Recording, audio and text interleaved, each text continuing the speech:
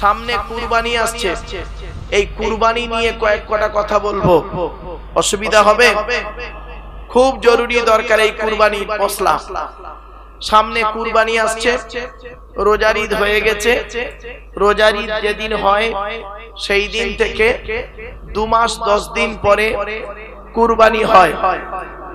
কুরবানি যে আপনারা দেন, শুনে রেখে দিন, আল্লাহর নবী বলেছেন যে কুরবানি তোমরা দেবে, যারা কুরবানি দেবার সমর্থ আছে তারা যদি ইচ্ছাকৃতভাবে কুরবানি না দেয়, তারা যেন ঈদগাহে নামাজ পড়তে না আসে। আবার আল্লাহর নবী বলেছেন যারা কুরবানি দেয় তারা যেন নখ চুল যেন না কাটে। আচ্ছা, কুরবানি করতে গিয়ে আপনার কুরবানি আপনি নিজেই করবেন, আপনার কুরবানি আপনি নিজেই করবেন, ইমাম সাহেবের হকটা আদায় করে দেবে। আপনি হয়তো, এটাই উত্তম কাজ, এটা উত্তম জিনিস। আপনার বাপের জানাজা আপনি পড়ানো প্র্যাকটিস করবেন। আপনি এখন থেকে প্র্যাকটিস করুন যে আমার বাপের জানাজা আমি পড়াবো, এটাই হচ্ছে হক। বাপের থেকে ছেলের কাছে আপন কে আছে? এজন্য আপনি এখন থেকে জানাজা পড়ানোর নিয়ম পদ্ধতিগুলো শিখে নিন। আপনার বাপ মারা গেছে, আপনি গোসল দেবেন। কেন গ্রামের 10টা লোককে ডাকতে যান? লজ্জা করে না? আপনার বাপের 4টে ছেলে আছে, 4টে মেয়ে আছে, তা 4টে ছেলে দাঁড়ালো, 4টে জামাই দাঁড়ালো, কজন হলো? 8 জন। একটা লোককে গোসল দিতে কজন লাগে? 100 জন লাগে। আপনারা কেন একে তাকে ডাকেন গোসল দেওয়ার জন্য? এ দায়িত্ব আপনাদের। আর মা বোনেদের বলে যাচ্ছি, মুরগি জবাই করতে কোনোদিন ইমাম সাহেবের কাছে পাঠাবেন না। আর নামাজ আল্লাহর দরবারে কবুল করতে গেলে ইমাম সাহেবের মাইনে বেশি করে দেবেন। যে মসজিদে ইমামের মাইনে কম, ওই মসজিদের মুসল্লিদের নামাজ আল্লাহর দরবারে কবুল হওয়া খুব মুশকিল আছে। ইমামের মাইনে বেশি করে দেবেন। রমজান মাসে খতম তারাবি হয়, মেদিনীপুরের লোক হয় না? হয় এখানে খতম তারাবি হয়। অনেকে কি করে জানেন? খতম তারাবির নামে চাঁদা তোলে। হাফেজ সাহেবকে খতম তারাবির নামে চাঁদা তোলে না? ধরুন আপনাদের গ্রাম থেকে খতম তারাবির চাঁদা উঠল 30,000 টাকা, হাফেজ সাহেবকে দিচ্ছে 10,000, আর বাকি 20,000 টাকা ফান্ডে রেখে দিচ্ছ। ওই হাফেজ সাহেব যদি চোখের পানি ফেলে, ওই হাফেজ সাহেব যদি চোখের পানি ফেলে, আল্লাহ আমার নাম করে এরা চাঁদা তুলে ফান্ডে রেখে দিচ্ছে, জবাব দিতে পারবে তো কবরে? খবরদার নয়। যা উঠবে, যার হক তাকে দিয়ে দেবে। এরা হক মারবেন না, খবরদার। ইমাম সাহেবের মাইনে বেশি দেবেন, ইমাম সাহেবের প্রতি ভালোবাসা রাখবেন। কিছু মুসল্লি আছে দেখবেন, কিছু মুসল্লি আছে দেখবেন 2-1টা খালি ইমাম সাহেবের গোজা মারে, খালি ইমামের গোজা মারে। খবরদার এ কাজ করতে যাবেন না। যারা মুয়াজ্জিন আছেন, মুয়াজ্জিন আজানটাকে শুদ্ধ করবেন, আজানটাকে শুদ্ধ করবেন। বেশিরভাগ মুয়াজ্জিনের আজান শুদ্ধ নেই, আজান শুদ্ধ নেই। একামত দিচ্ছে ভুল, ভুল একামত। হাইয়া আলাস সালাহ, হাইয়া আলাস সালাহ, হাইয়া আলাল ফালাহ, হাইয়া আলাল ফালাহ, কাত কামাতি সালাহ, কাত কামাতি সালাহ। ভুল ভাল সব যত, আপনারা এগুলো পরিবর্তন করবেন, অনুরোধ করে যাচ্ছে এগুলো। আর একটা কথা বলছি, আপনারা বিয়ে পড়ানো হয় আপনাদের গ্রামে, হয়তো নাকি? আরে ভাই বলুন না,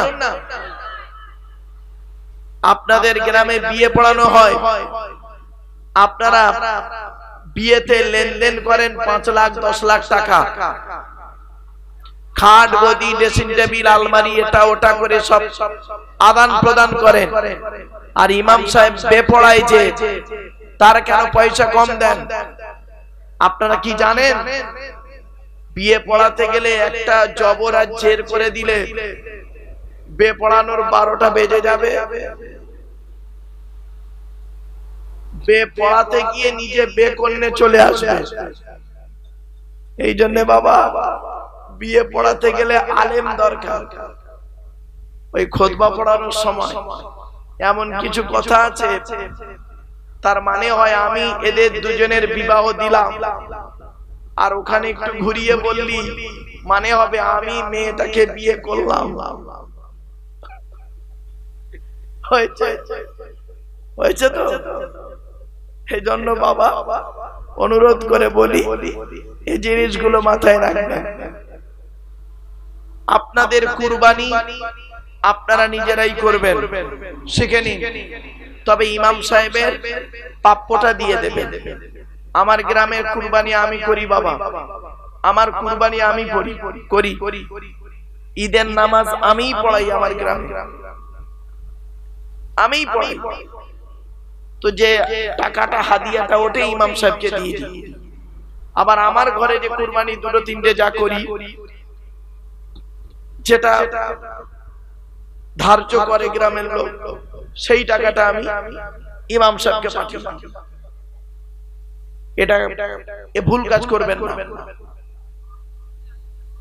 আর সাথে সাথে আর একটা কাজ করবেন, ইমাম সাহেবকে দিয়ে এই মসজিদ পরিষ্কার করেন। ইমাম সাহেবকে দিয়ে অনেক জায়গায় দেখবেন মসজিদ পরিষ্কার করে ইমাম সাহেব, মসজিদ পরিষ্কার করে ইমাম সাহেব, পায়খানা পেচ্ছাবখানা পরিষ্কার করে ইমাম সাহেব। ছি ছি ছি, খবরদার নয়। ইমামের ইজ্জত হলো আলাদা। আপনি আল্লাহর ঘর পরিষ্কার করবেন, আল্লাহ আপনার বদলা দেবে। জোরে বলো, মনে রাখবেন ইমামের ইজ্জত অনেক বড়, ইমামের ইজ্জত অনেক বড়। আল্লাহ ইমামের যে সম্মান দিয়েছে ভাবতে পারবেন না। সেজন্য আপনাদেরকে আমি অনুরোধ করে বলে যাচ্ছি, এই কথাগুলি মাথায় রাখবেন। আর ইমাম সাহেবকে দিয়ে মুরগি জবাই করাবেন না। নিজের মুরগি, এই মা বোনেরা, নিজেদের মুরগি নিজেরাই বাড়িতে জবাই করবেন। কি বলে জবাই করবেন? বিসমিল্লাহ, আল্লাহু আকবার।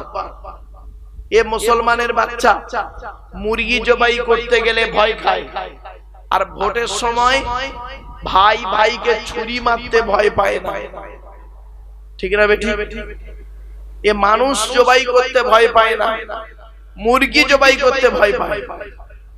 বাপেরা খবরদার নয়, কবরে শুতে হবে, কবর কাউকে ছাড়বে না। অন্ধকার নীরব নগরে যেতে হবে। আজ এখানে বসে আছি, কালকে যদি না থাকি অন্ধকার নীরব নগরে চলে যাব। জলসা কমিটিদের বলছি, জলসা কমিটির ভাইরা আপনারা কোরআনের তাফসীর দেবেন, কোরআনের তাফসীর দেবেন, আর সারা রাত জলসা দেবেন না। অনুরোধ করে বলছি বাপ, 12টা পর্যন্ত জলসা দেবেন। কোরআনের একটা সূরা তাফসীর করবেন। রাস্তার ধারে জলসা, একটা সূরা তাফসীর, 3 ঘন্টা 3.5 ঘন্টা আলোচনা। তাবারুক দিয়ে দেবেন। 11-12টার মধ্যে শেষ। খেয়ে দিয়ে বাড়িতে ঘুমাবে, ফজরের নামাজটা জামাতে পড়তে পারবে। এটাই হলো সবথেকে উত্তম জিনিস। সারা রাত জলসার এখন হয় না। এই মেদিনীপুরের বেশ কিছু জায়গায় এরা সারা রাত জলসা করে, কিন্তু সব জায়গায় সারা রাত আর হয় না। আজ থেকে 35 বছর আগে সারা রাত জলসা হতো গো বাবা। তখন লোক এলাকায় জলসা কম হতো, সারা রাত জলসা শুনতো। এখন হয়েছে সারা রাতের জলসা শুনতে চায় না। 12টার পরে না লোক বেশিক্ষণ থাকতে চায় না। তাই আপনাদেরকে বলে যাচ্ছি, চেষ্টা করবেন সারা রাত জলসা না দিয়ে, যদি আপনাদের মনে হয় 4 জন বক্তা লাগবে আমাদের, তো 2 দিন করুন। 2 দিন 12টা করে দিন, একই প্যান্ডেল 2 দিন করে দিন, অসুবিধে নেই। কিন্তু আপনারা করেন কি, এক রাতে জলসা করে সারা রাত 3 দিন আপনাদের সামলাতে লাগবে। এজন্য অনুরোধ করে আপনাদের বলছি, আর 5 ওয়াক্ত নামাজ পড়ুন। নামাজ কারোর জন্য মাপ নাই। মা বোনেদের বলছি, বিশেষ কারণ ছাড়া মাপ নেই নামাজ, বিশেষ কারণ ছাড়া রোজা মাপ নেই। অর্থ থাকলে হজ করুন, অনেকে হজ করার পয়সা আছে।